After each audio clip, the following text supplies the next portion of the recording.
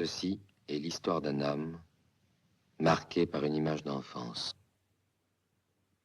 La scène qui le troubla par sa violence et dont il ne devait comprendre que beaucoup plus tard la signification, eut lieu sur la grande jetée d'Orly, quelques années avant le début de la Troisième Guerre mondiale.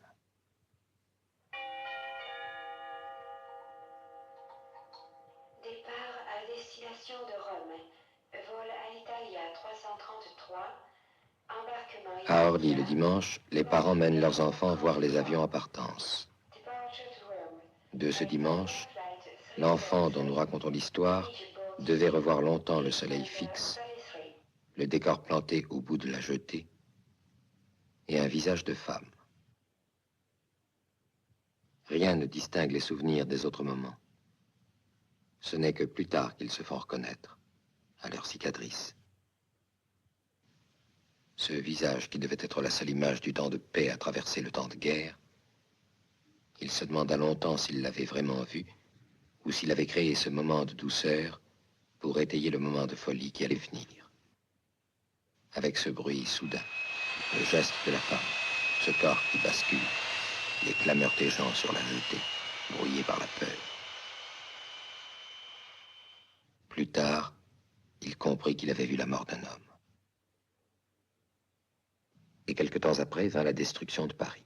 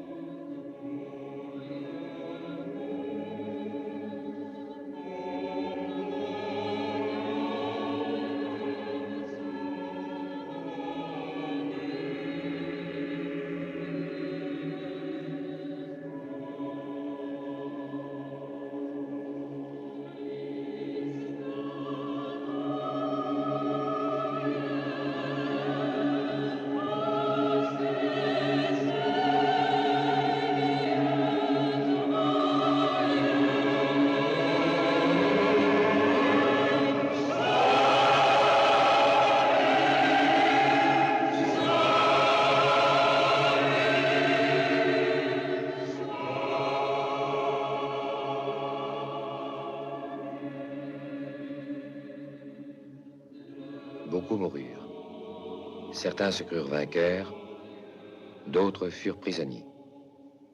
Les survivants s'établirent dans le réseau des souterrains de Chaillot. La surface de Paris, et sans doute de la plus grande partie du monde, était inhabitable, pourrie par la radioactivité. Les vainqueurs montaient la garde sur un empire de rats. Les prisonniers étaient soumis à des expériences qui semblaient fort préoccuper ceux qui s'y livraient.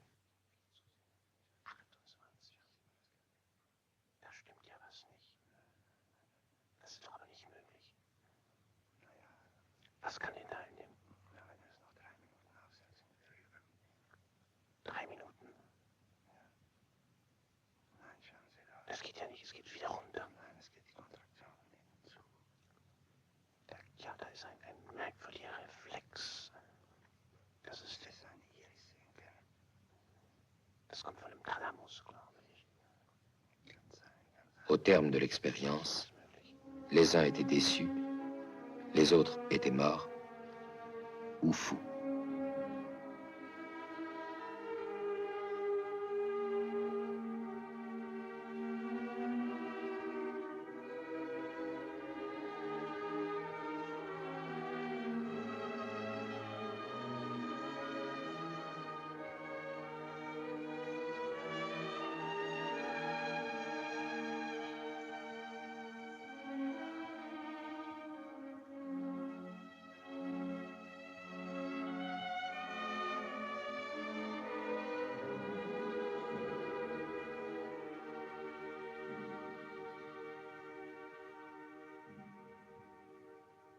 C'est pour le conduire à la salle d'expérience qu'on vint chercher un jour, parmi les prisonniers, l'homme dont nous racontons l'histoire.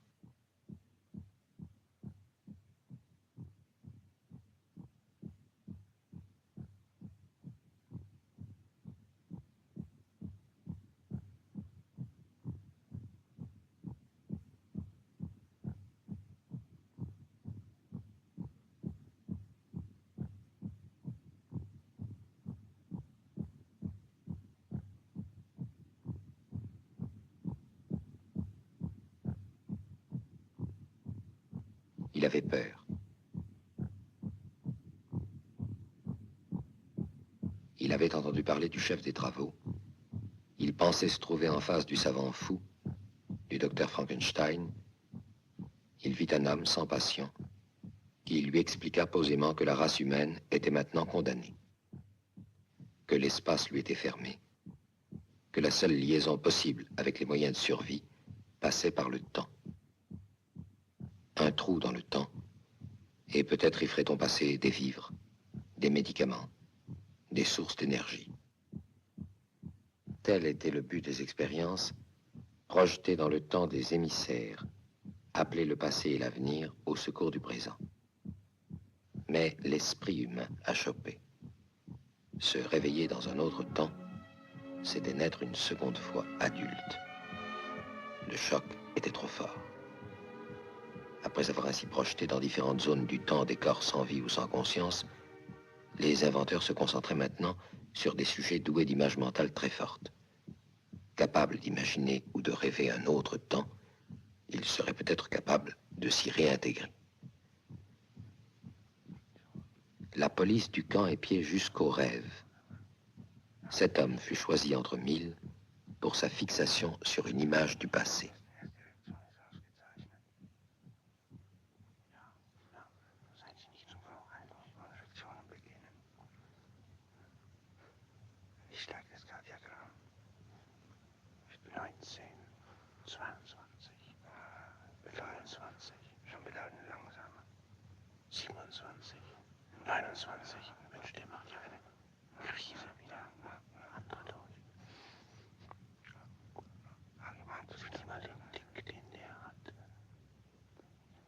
Das wird normal nicht klappen.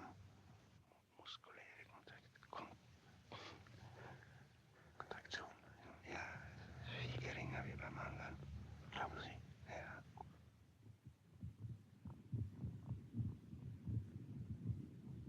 Au début, rien d'autre que l'arrachement au temps présent et ses chevalets. On recommence.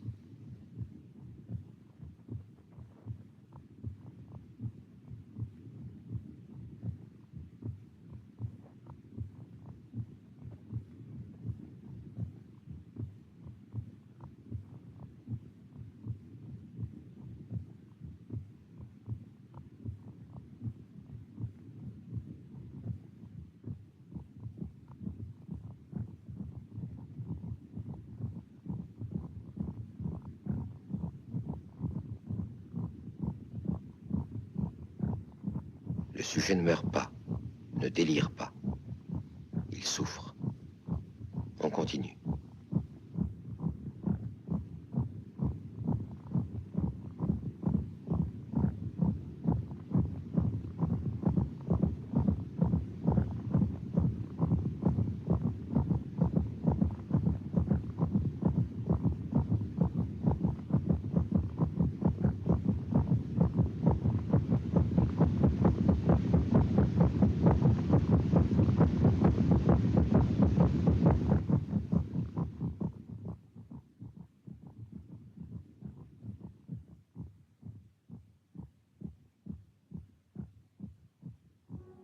Au 10e jour d'expérience, des images commencent à sourdre, comme des aveux. Un matin du temps de paix.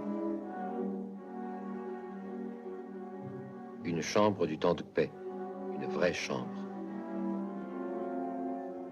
De vrais enfants. De vrais oiseaux. De vrais chats. De vraies tombes. Le 16e jour, il est sur la jetée, vide. Quelquefois, il retrouve un jour de bonheur, mais différent.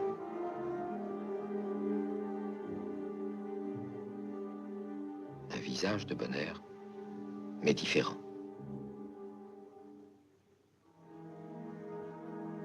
Des ruines. Une fille qui pourrait être celle qu'il cherche. Il la croise sur la jetée. d'une voiture, il la voit sourire. D'autres images se présentent, se mêlent, dans un musée qui peut être celui de sa mémoire.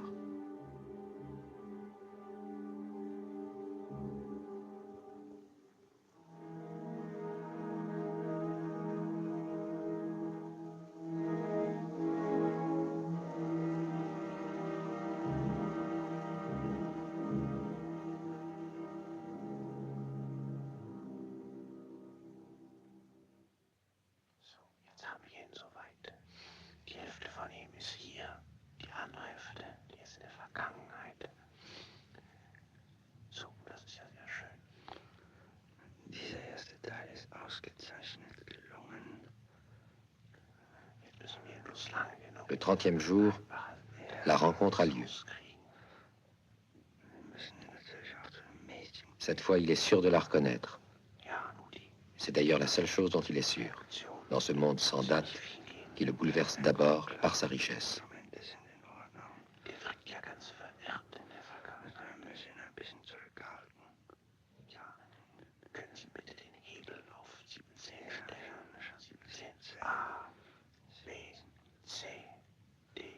Autour de lui, des matériaux fabuleux.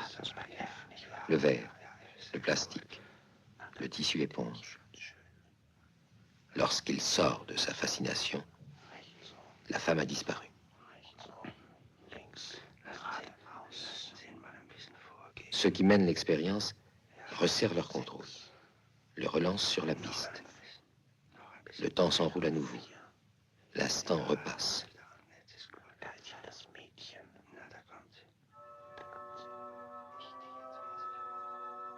Cette fois, il est près d'elle, il lui parle. Elle l'accueille sans étonnement. Ils sont sans souvenir, sans projet. Leur temps se construit simplement autour d'eux, avec pour seul repère le goût du moment qu'ils vivent et les signes sur les murs.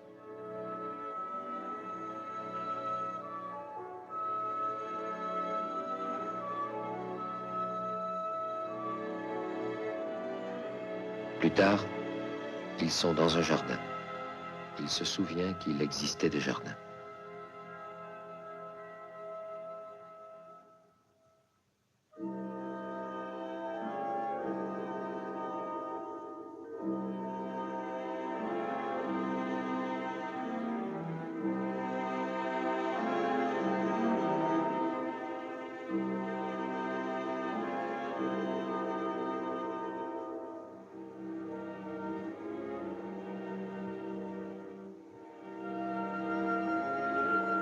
Elle l'interroge sur son collier, le collier du combattant qu'il portait au début de cette guerre qui éclatera un jour.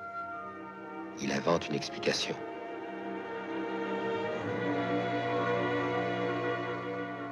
Il s'arrête devant une coupe de séquoia couverte de dates historiques. Elle prononce un nom étranger qu'il ne comprend pas.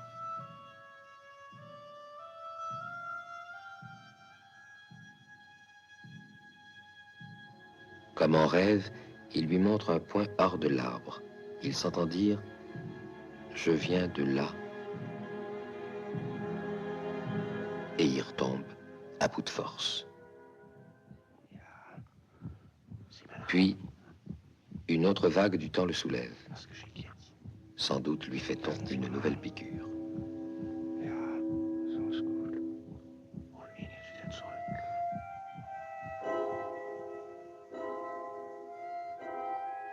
Maintenant, elle dort au soleil.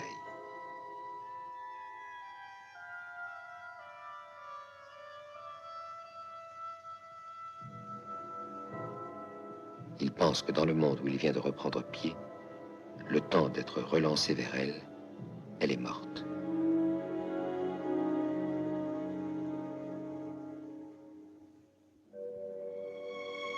Réveillé, il lui parle encore. D'une vérité trop fantastique pour être reçue, il garde l'essentiel. Un pays lointain, une longue distance à parcourir. Elle l'écoute, sans se moquer.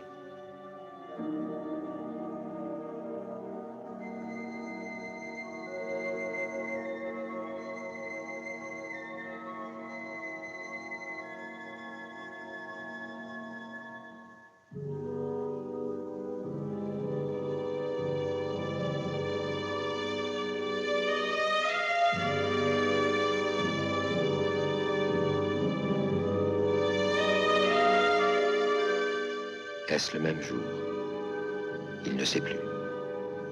Ils vont faire comme cela une infinité de promenades semblables, où se creusera entre eux une confiance muette, une confiance à l'état pur, sans souvenir, sans projet, jusqu'au moment où il sent devant eux une barrière. Ja. 6, 5, 4, 3, 2,5. Ainsi se termina la première série d'expériences. Spannung aus. Professor. Ja. C'était le début d'une période d'essai où il la retrouverait à des moments différents. Das ist alles sehr schön. Hier Stadion ist jetzt Laboratoriumsversuch. Aber was wir brauchen, Quelquefois, il la retrouve devant leur signe. wirklich bereit. Ja. Mit dem hast du ja. Ja. Er muss. Elle l'accueille simplement. Elle l'appelle son spectre.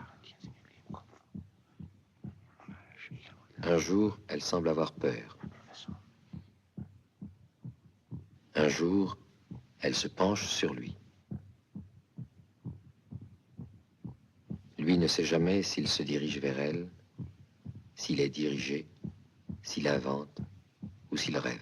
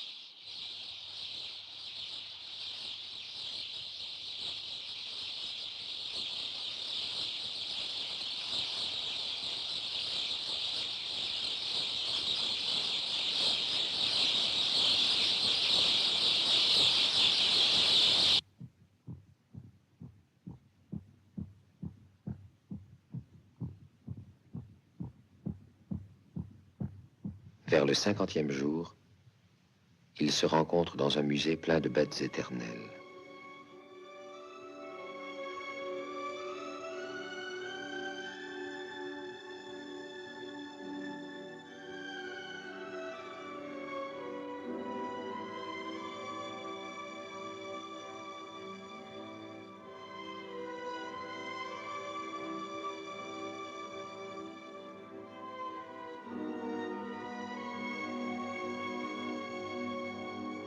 Maintenant, le tir est parfaitement ajusté. Projeté sur l'instant choisi, il peut y demeurer et s'y mouvoir sans peine.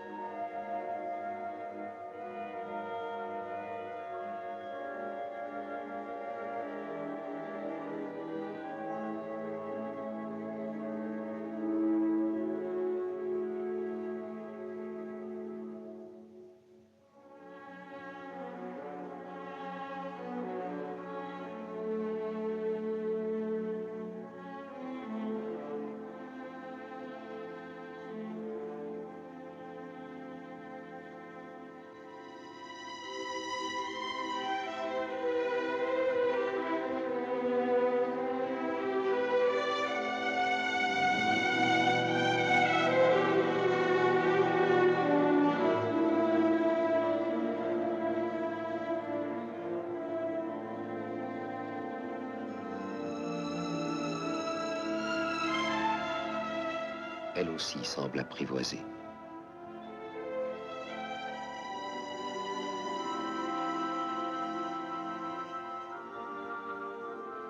Elle accepte comme un phénomène naturel les passages de ce visiteur qui apparaît et disparaît, qui existe, parle, rit avec elle, se tait, l'écoute et s'en va.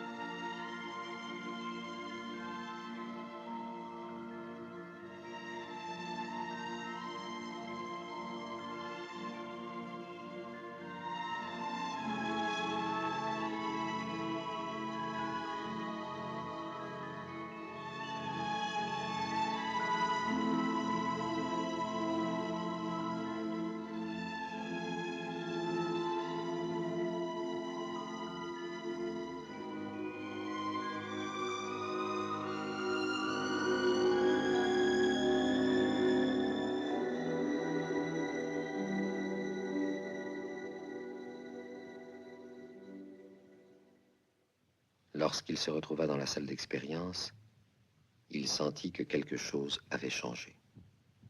Le chef du camp était là. Aux propos échangés autour de lui, il comprit que devant le succès des expériences sur le passé, c'était dans l'avenir qu'on entendait maintenant le projeter. L'excitation d'une telle aventure lui cacha quelque temps l'idée que cette rencontre au muséum avait été la dernière.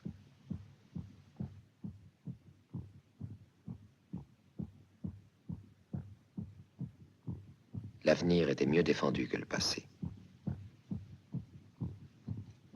Au terme d'autres essais encore plus éprouvants pour lui, il finit par entrer en résonance avec le monde futur. Il traversa une planète transformée. Paris reconstruit. 10 000 avenues incompréhensibles.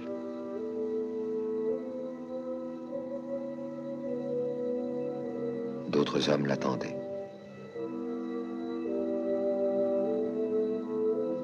La rencontre fut brève. Visiblement, il rejetait ces scories d'une autre époque. Il récita sa leçon. Puisque l'humanité avait survécu, elle ne pouvait pas refuser à son propre passé les moyens de sa survie.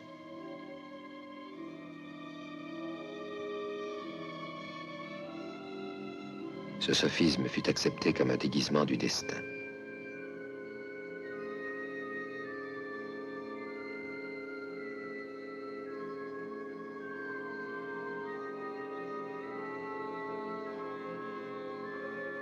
On lui donna une centrale d'énergie suffisante pour remettre en marche toute l'industrie humaine, et les portes de l'avenir furent refermées.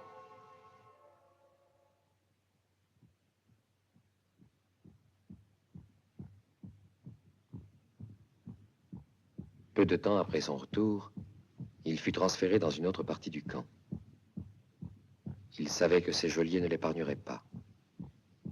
Il avait été un instrument entre leurs mains. Son image d'enfance avait servi d'appât pour le mettre en condition. Il avait répondu à leur attente et rempli son rôle. Il n'attendait plus que d'être liquidé, avec quelque part en lui le souvenir d'un temps 2 fois vécu. C'est au fond de ses limbes qu'il reçut le message des hommes de l'avenir. Eux aussi voyageaient dans le temps, et plus facilement.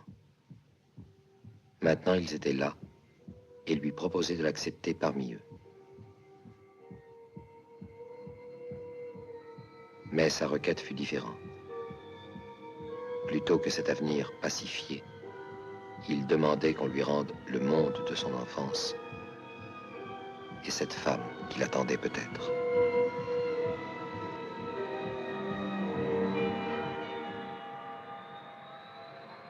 Une fois sur la grande jetée d'Orly, dans ce chaud dimanche d'avant-guerre où il allait pouvoir demeurer, il pensa avec un peu de vertige que l'enfant qu'il avait été devait se trouver là aussi à regarder les avions.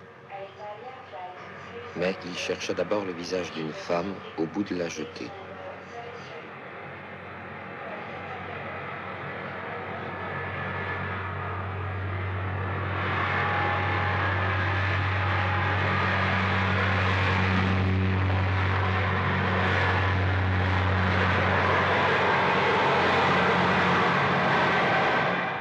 Il courut vers elle, Et lorsqu'il reconnut l'homme qu'il avait suivi depuis le camp souterrain, il comprit qu'on ne s'évadait pas du temps, et que cet instant qui lui avait été donné de voir enfant, et qui n'avait pas cessé de l'obséder,